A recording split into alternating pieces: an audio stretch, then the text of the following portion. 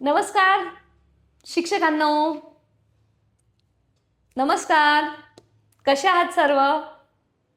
अतिशय महत्त्वाची बातमी आपण घेऊन आलेलो आहोत. ती केवळ तुमच्यासाठी. ती म्हणजे शिक्षण सेवकांना दिलासा देणारा शासन निर्णय नुकताच पारित झालेला आहे. काय आहे शासन निर्णय? कोणाला याच्यानुसार फायदा होणार आहे आणि कोणाचा यामुळे तोटा होणार आहे? या अंतर्गत बदल कोणते आहेत? शिक्षण सेवक ही योजना 2000 पासून महाराष्ट्र शासनाने लागू केलेली आहे. त्याच्यामध्ये काही बदल आहेत का? पगार वाढणार आहे का? कालावधी वाढणार आहे का? की हे सोडून अजून कोणती अशी गुलदस्त्यातली गोष्ट या शिक्षण सेवकांना शालेय शिक्षण व क्रीडा विभागाने दिलेली आहे ते पाहणं अतिशय महत्त्वाचं आहे. तर आपण या व्हिडिओमध्ये पूर्णतः जी-आरचं विश्लेषण पाहणार आहोत. फक्त हायलाइटेड गोष्ट इतकीच आहे की शिक्षण सेवकांना पुन्हा शिक्षक भरतीमध्ये संधी मिळत असताना त्याचा कालावधी गृहीत धरला जाणार आहे, ते सुद्धा नियम व अटीच्या अधीन राहून. काय आहे ते आपण या व्हिडिओमध्ये पाहूया. अशाच ऑथेंटिक माहितीसाठी स्टे कनेक्टेड. आणि मित्रांनो, हे लक्षात घ्या, आज शिक्षक भरतीसाठी पवित्र पोर्टल 2022 पासून आपण अगदी पावसात भिजलो, आंदोलन केलं आणि यांच्यासाठी जीवाचा आटापिटा केलेला आहे शिवयुनिटी फाउंडेशनच्या माध्यमातून आमच्या टीमने. आणि त्याचा आम्ही अविभाज्य भाग असल्यामुळे मी सुद्धा. हा पहा, आपण आता जी-आर पाहतोय शिक्षण सेवक योजनेत सुधारणा करण्याबाबत. तुम्हाला जर हा जी-आर हवा असेल तर तुम्ही टेलिग्राम चॅनल जॉईन करा. या व्हिडिओच्या डिस्क्रिप्शन बॉक्समध्ये लिंक आहे. 18 फेब्रुवारी 2026चा हा शासन निर्णय आहे. हा शासन निर्णय नक्की कोणासाठी? जे सध्या अंशतः अनुदानित वरती शिक्षण सेवक म्हणून काम करत आहेत त्यांच्यासाठी लागू होईल का? सोबतच ज्यांची आता कॅटेगरी चेंज असते पहा, ज्यांचं OBC झालं असेल SC-BCतून किंवा EWS टू SC-BC झालं असेल, त्यांना याचा लाभ होईल का? याच्याबद्दल साशंक असेल तर व्हिडिओ शेवटपर्यंत नक्की पहा.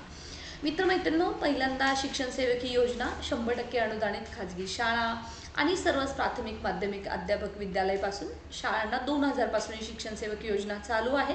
त्यामुळे सद्यस्थितीत जे शिक्षण सेवक पदावरती काम करत आहेत त्यांना मात्र 3 वर्षे शिक्षण सेवा होण्यापूर्वी जर त्यांनी समान किंवा असमान शिक्षण सेवक पदावर कुठंही नवीन ठिकाणी जॉईन केलं तर त्यांना पुन्हा 3 वर्षाचा कालावधी पूर्ण करावा लागत होता. परंतु आताचा नवाचा शासन निर्णय काय आहे तो तुम्ही पहा. त्याच्यामध्ये राज्यातील स्थानिक स्वराज्य संस्थांच्या शाळा तसेच 100% अनुदानित खाजगी शाळा, ज्यामध्ये प्राथमिक माध्यमिक उच्च माध्यमिक शाळा तसेच अध्यापक विद्यालये, शासकीय विद्यानिकेतनं, सैनिकी शाळा यांचा समावेश आहे.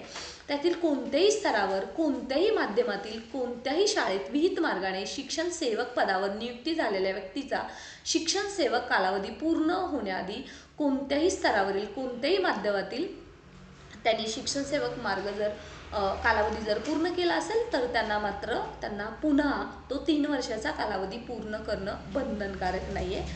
थोडक्यात काय तर पूर्वीचा शिक्षण सेवक कालावधी ग्राह्य धरला जाणार आहे. नवीन तुम्ही नोकरी करत असताना याआधी एक शिक्षक जर 1 ते 5 साठी जॉईन झाला असेल तर मात्र त्यांनी शिक्षण सेवक पूर्ण करूनही 1 ते 6 ते 8 साठी जर त्याला जॉईन करायचं होतं तेव्हा मात्र त्याला पुन्हा नव्याने शिक्षण सेवक करावा लागत होता. परंतु आता त्याचं ते शिक्षण सेवक कालावधी ग्राह्य धरला जाणार आहे.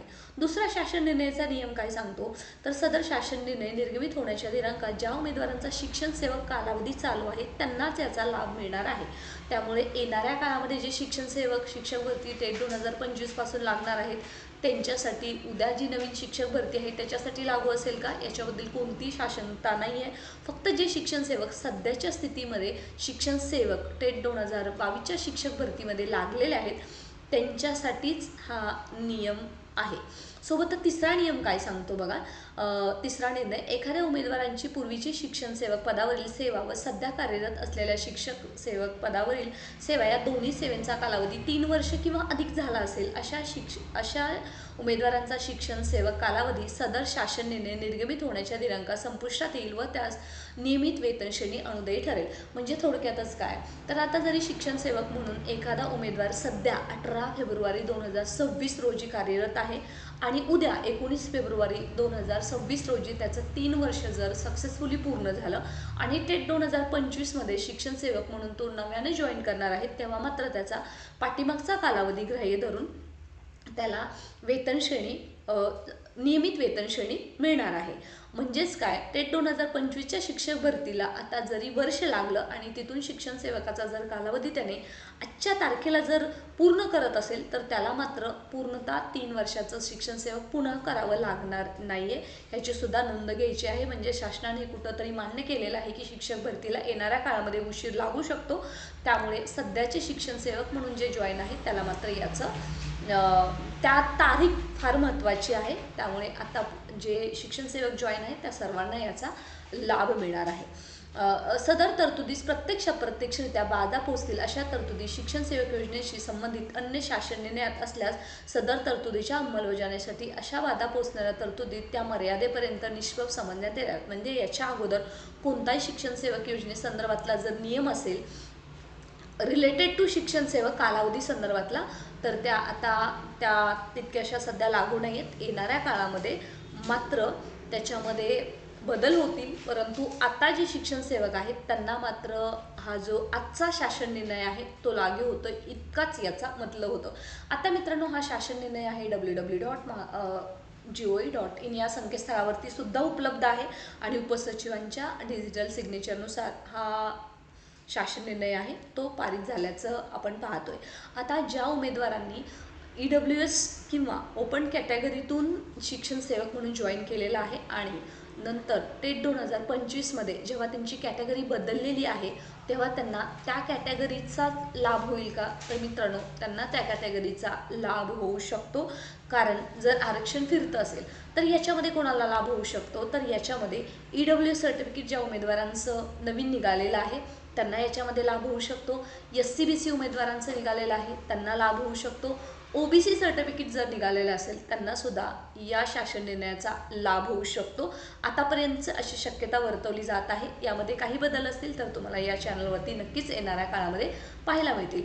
शिक्षक सेवकांसाठी ही दिलासादायक बातमी आहे आणि अर्थातच जे शिक्षक भरतीसाठी पाहत होते त्यांच्यासाठी मात्र ही बॅड न्यूज असणार आहे. सोबतच ही महत्त्वाची बॅड न्यूज आहे जे शिक्षण सेवक म्हणून काम करत आहेत अंशतः अनुदानित 20% अनुदान, 60% अनुदान, 40% अनुदान, 80% अनुदान अशा शिक्षण सेवकांना मात्र या योजनेचा लाभ होणार नाही. कारण त्यांनी पहिल्याच ओळीमध्ये प्रस्तावनेमध्ये असेल किंवा शासन निर्णयामध्ये त्यांनी क्लिअर मेन्शन केलेलं आहे बघा, 100% अनुदानित संस्था, खाजगी शाळा किंवा स्थानिक स्वराज्य संस्थांच्या शाळा याच्यातून आता हे क्लिअर झालंच असेल.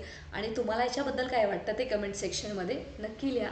Stay connected. अशाच ऑथेंटिक माहितीसाठी सबस्क्राईब करून नोटिफिकेशन ऑन करायला विसरायचं नाही आहे. शिक्षकांच्या हक्कासाठी सन्मानासाठी आपण लढत आहोत. येणाऱ्या काळामध्ये शिक्षण सेवकचा कालावधी कमी करण्यात यावा, त्यांना वैद्यकीय सुविधा मिळण्यात याव्यात, अशा अनेक प्रयत्नासाठी आपल्याला लढायचं आहे. लढूया आणि जिंकूया सुद्धा. Stay connected.